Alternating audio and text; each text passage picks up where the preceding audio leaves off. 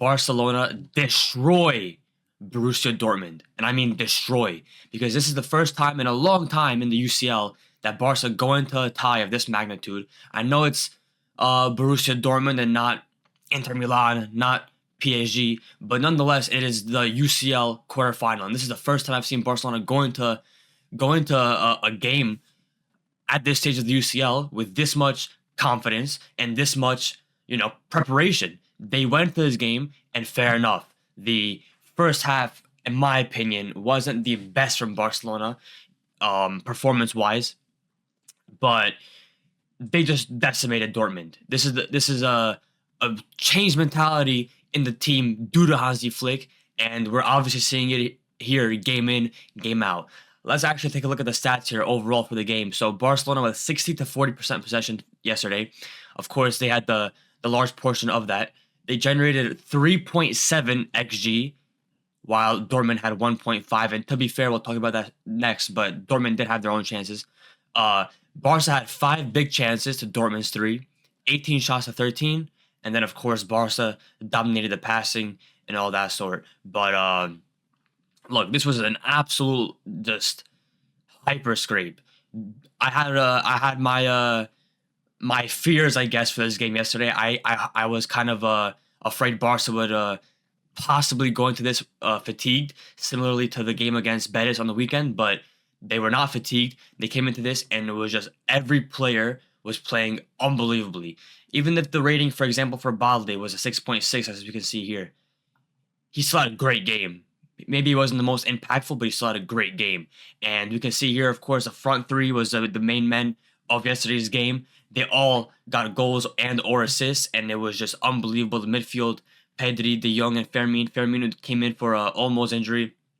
Did it very well. Inigo, Kubarsi, Koundé, Balde, just very strong defensively. And Chesney, of course, instilling that confidence and security at the back. But in my opinion, that first half performance wasn't the best from Barcelona. I mean, they started off well in the first 10 minutes. They had a lot of chances to actually score goals. And they just kind of regressed in intensity and in structure and control as that first half went on.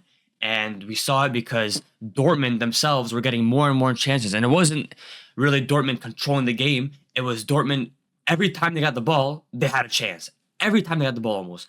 Especially around the 35th minute, 45th minute.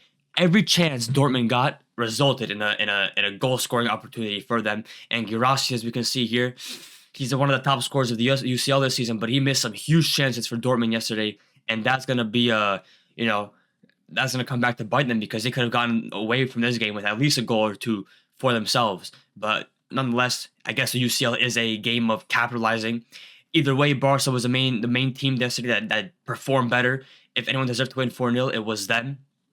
And I think Lewandowski had a great game, and I think it's time to give him his credit. Of course, especially me, that I've made videos and I've talked on Twitter and TikTok about him, that he should leave Barcelona. I still maintain that. Maybe not leave, maybe have a more of a rotational role, but I think Barca still need a number 9 that is younger and can maintain the same level for a whole season. We've all watched how Lewandowski performed from November to about February, maybe January. It was nowhere near the level required for Barcelona. Now, though, he's back on form, and it's coming at the right time. He had a very good game yesterday as well in the build-up, and that's the most important thing, because the build-up is a very important thing for Barcelona, especially when the number 9 is involved for them. But Lewandowski with 2 very good goals, especially that second one, and overall a good game from him. Of course, Rafinha coming back now, his first start since an international break. There was some, confusion as to whether he'll be playing at the same level, because when he did come off the bench in those 2 or 3 games after the break, he wasn't really the best. You could see the mentality he had. He wasn't at full confidence, but yesterday he was, of course, just 100% capitalizing on every on the space he had, on the chances he had. And then, of course, Yamal with a typical Yamal performance, getting past players, creating. Of course, Pedri, De Jong brought in the control, and the backline was strong once again overall. Uh, in that first half, especially, I was surprised by Dortmund. They played better than I thought they would. Um, I was disappointed by their back line and Adeyemi, but Chukwemeka with a good game. Of course, Kobel did whatever he could. Mecha looked decent. Gittins looked decent, but overall, nothing special from Dortmund. And look, this is.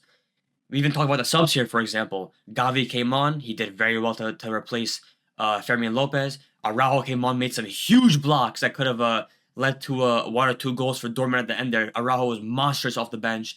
Garcia came on, put in a good shift, gave Pedri some rest. Ferran Torres came on, and of course did as well his work pressing and trying to get the ball up for Barcelona. And of course, Ansu Fati got his minutes, which was nice to see. Yamal came off and he was kind of signaling like an injury, but Hansi Flick confirmed there's nothing wrong with him. Hopefully that's the case. He doesn't look injured, and hopefully he's going to be fully fit now for the coming games. But nice to see Hansi Flick get minutes, and let's see if he's going to be used more actually from now on.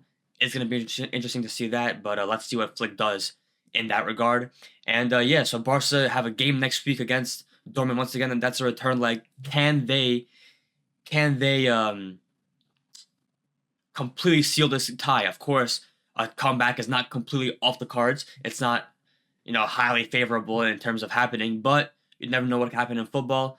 I still expect Barca to go away to the Signal Iduna Park and get a win, but let's see what happens with that. And going back to Lewandowski, there's a play I want to talk about yesterday in the 7th minute of the game where it was Pedri who gave a ball to Rafinha, a wide, sort of a through ball, and Rafinha had space to drive up. And we see here Fermin Lopez making a run in the middle as well as Lewandowski. And in the next frame, we see Rafinha going and driving up with the ball. And over here, we can see Lewandowski telling Fermin to make a decoy run.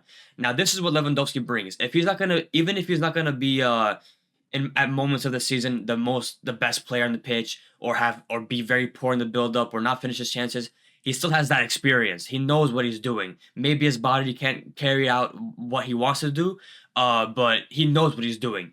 And he's telling Fermin here to make the decoy run, which Fermin does over here. As you can see here, Fermin's making the decoy run. Obviously, Bensebaini and Anton are watching him, and Lewandowski is still at the top of the box here. Rafinha's over here, ready to make that pass. And once that does happen, in the final frame, you can see Fermin here and Lewandowski with tons of space to take a shot, which Kobel made a very good save of. So we can see there that not only are the experienced players in this team important, like Lewandowski, like Chesney, like even Inigo Martinez, who have experience, but there's very good chemistry amongst the team, and that's going to be very important to creating chances in the Champions League and in the big games overall this season. But yeah, big win for Barcelona, and hopefully they continue this way because there's a treble that they're fighting for, and it's a very realistic option for them winning it this season for the first time since 2015. Not just the UCL, but a treble. Of course, there were some other big games in the UCL with PSG, with Arsenal, Madrid, and Bayern, Inter, and I'm gonna do more of a review of those all the 4 games in the quarterfinals once they finish next week. And yeah, let me know what you guys think. Let's see if Barca can hold up this form, and I will see you in the next video.